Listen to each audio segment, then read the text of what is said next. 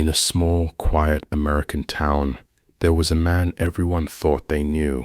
His name was Walter Hayes, 72 years old, a little slow when he walked, a little quiet when he talked, and always wearing the same faded veteran cap, the one people laughed at. To the younger crowd, he was nothing special, just the old guy who sat alone at the diner every morning, drinking black coffee and staring out the window as if he was remembering a world nobody else could see. Some teenagers even recorded him, snickering as they whispered, "Look, it's Captain Grandpa again. Bet he never even fought in a real war. Dude walks like he's gonna fall apart." Walter never answered back. He never raised his voice. He simply smiled, nodded, and went on with his day. But behind that quiet smile, behind those tired eyes, was a story none of them knew. A story he never bragged about, never used to earn respect, never told to prove his worth. He carried it alone. The day everything changed. It was a Saturday afternoon, warm, peaceful, almost too peaceful. The town's annual street fair was in full swing, music in the air, kids running, people laughing. Walter was there too, sitting on a bench nearby, enjoying the noise in his own quiet way. Then it happened, a loud crash, a scream, and the smell of fire. One of the food trucks had tipped over, catching the tents beside it in flames.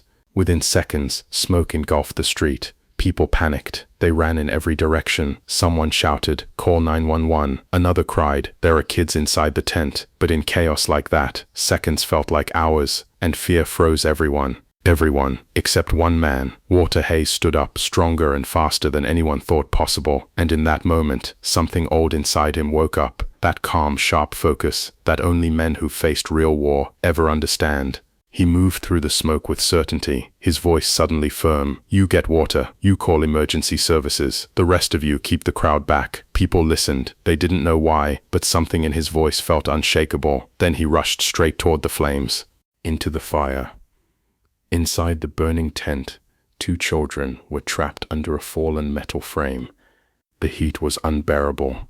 Even standing near the entrance felt impossible. Walter didn't hesitate. He pushed through the flames, lifted the frame with a strength no 70-year-old man should have had, and pulled the kids out. He covered them with his jacket, shielding them from the fire, and carried them outside into the fresh air. But he didn't stop. There were still people missing. The teenagers who used to mock him were frozen a few feet away, eyes wide, trembling. Walter looked at them. "You two," he said firmly. "Help me drag the propane tank away from the fire before it explodes." The boys shook with fear, but something about Walter's voice cut through their panic, and they obeyed.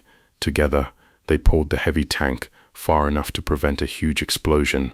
For the first time, those kids weren't mocking him. They were relying on him. Aftermath. By the time firefighters arrived, the immediate danger was already under control. People kept asking, "How did you know what to do? How did you stay so calm? Who are you?" Walter simply shook his head. "I just did what anyone would have done," he muttered softly. But the truth was revealed when an EMT noticed the tattoo on his arm. 1st Battalion, 7th Cavalry, Vietnam, a unit known for some of the hardest battles American soldiers ever faced. Suddenly, the town realized the quiet old man they mocked had once led men through fire far worse than this. He was a hero, one who never asked to be treated like one,